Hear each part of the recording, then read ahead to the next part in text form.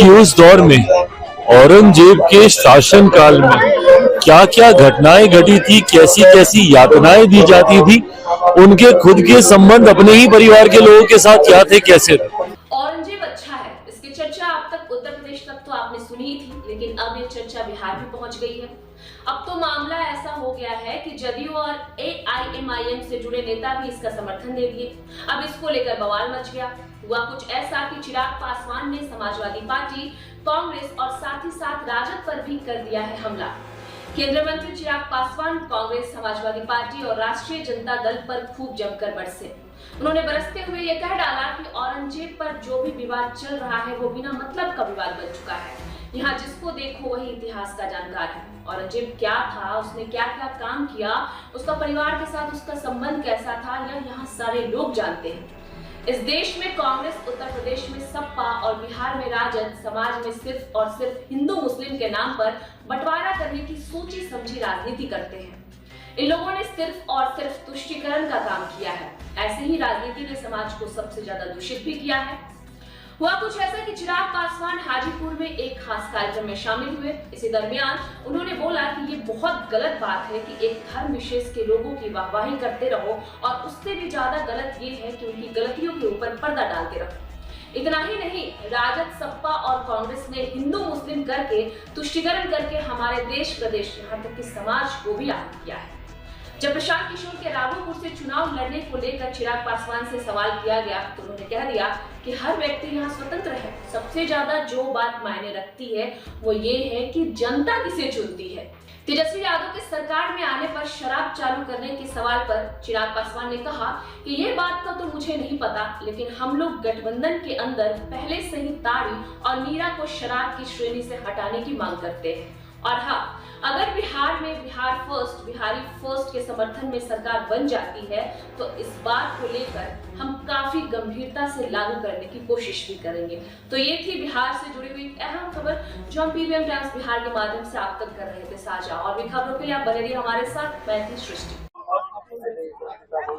औरंगजेब के शासनकाल को आप कैसे देखते हैं? औरंगजेब के शासनकाल को विवाद चल रहा है। देखिए, जिस तरीके से बिना मतलब के इस विवाद की शुरुआत की गई है, हर कोई जो इतिहास का जानकार है वो जानता है कि उस दौर में औरंगजेब के शासनकाल में क्या क्या घटनाएं घटी थी, कैसी कैसी यातनाएं दी जाती थी, उनके खुद के संबंध अपने ही परिवार के लोगों के साथ क्या थे, कैसे थे। तो जो भी व्यक्ति इतिहास को जानता है वो तमाम इन घटनाओं से वाकिफ है, पर उसके बावजूद समाज में सिर्फ हिंदू मुस्लिम के आधार पर बंटवारा करने की सोच के साथ कुछ ऐसे राजनीतिक दल हैं जिन्होंने उम्र भर अपनी राजनीति में सिर्फ तुष्टीकरण करने का काम किया, और ये तुष्टीकरण की राजनीति ने ही हमारे समाज को सबसे ज्यादा नुकसान पहुंचाने का काम किया। कुछ ऐसे राजनीतिक दल हैं, राजद जैसे दल हो, सपा जैसे दल हो, कांग्रेस जैसी पार्टियां हों, जिनके लिए सेक्युलरिज्म की परिभाषा ही तुष्टीकरण की राजनीति है।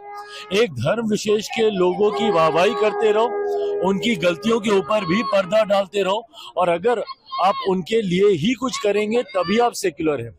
अगर समाज के एक बड़े वर्ग की अगर आप इच्छाओं को या उनकी आस्था को अगर आप सम्मान देते हैं तो ये सांप्रदायिकता हो जाती है। पर आपका सेक्युलरिज्म तब ठीक रहता है अगर आप एक धर्म विशेष के लोगों की गलतियों पर भी पर्दा डालें और उनकी वाहवाही करें, तो ये सेक्युलरिज्म है। इसी सोच के साथ लंबे समय तक ये राजनीतिक दल, बिहार में राजद जैसी पार्टियां, उत्तर प्रदेश में सपा जैसी पार्टियां और केंद्र में कांग्रेस जैसी पार्टियों ने सिर्फ हिंदू मुस्लिम कर करके तुष्टीकरण की राजनीति कर करके हमारे देश, हमारे समाज, हमारे प्रदेश का सिर्फ अहित करने का काम किया। सपा नेता को जेल में डालने की बात कहा जाए, क्या सच में जेल में डाल देना चाहिए सपा नेता को औरंगजेब के समर्थन? भाई, मुझे नहीं पता कि जेल में डालने का इसके लिए कोई प्रावधान है कि नहीं है, पर अभिव्यक्ति की आजादी का मतलब कतई ये नहीं है कि आप कुछ भी कहे जाएं और उसके ऊपर लोग खामोश बैठे रहें। इस तरीके की भाषा का इस्तेमाल करना है, इस तरीके के शासनकाल का महिमा मंडल करना, और वो भी किसके सामने आप कर रहे हैं? क्योंकि एक ऐसी फिल्म आई है जिसने मराठा समाज के एक बड़े योद्धा को, उन्होंने उनकी बातों को, उनके कार्यकाल को सामने रखने का काम किया, इसीलिए आप ये तुष्टीकरण आप करना चाह रहे हैं। ये सोच गलत है, इस तरीके की भाषा गलत है, अभिव्यक्ति की आजादी में कतई इसको नहीं गिना जा लेकिन सकता। आपके सहयोगी जदयू के नेता समर्थन कर रहे हैं, कुछ विरोध कर रहे हैं।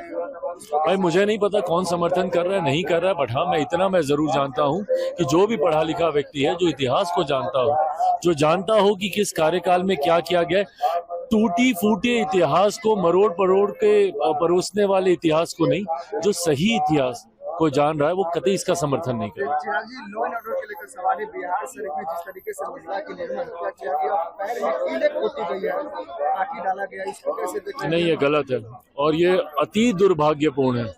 और ऐसे समय में भी समाज में ऐसी घटनाओं को जगह मिल रही है, मतलब वो मानसिकता सोचिए वो कितनी विकृत मानसिकता है कि इस तरीके की घटना को आप अंजाम दे रहे हैं। दुख मुझे इस बात का है कि हम लोग के रहते हुए इस तरीके की घटना हो रही है, पर हाँ इतना मैं जरूर विश्वास दिलाऊंगा कि सरकार भी हमारी इसको लेकर पूरी तरीके से चिंतित है। दोषियों को सख्त से सख्त कड़ी सजा दी जाएगी ताकि भविष्य में कोई इस तरीके की घटना को अंजाम देने से पहले कम से कम डरे। तेजस्वी यादव ने गंभीर सवाल उठाया कि अगर हमारी सरकार आती है तो मीरा जैसे जो गाड़ी वगैरह जो व्यवसाय करते हैं उनको जो है कि शराबबंदी कानून से अलग रखा जाएगा। इस पर क्या कहें, क्योंकि विशेष करके जो कि दबे कुचले लोग इसी को काम करते हैं, मीरा जैसे गाड़ी वगैरह के ऊपर करते हैं।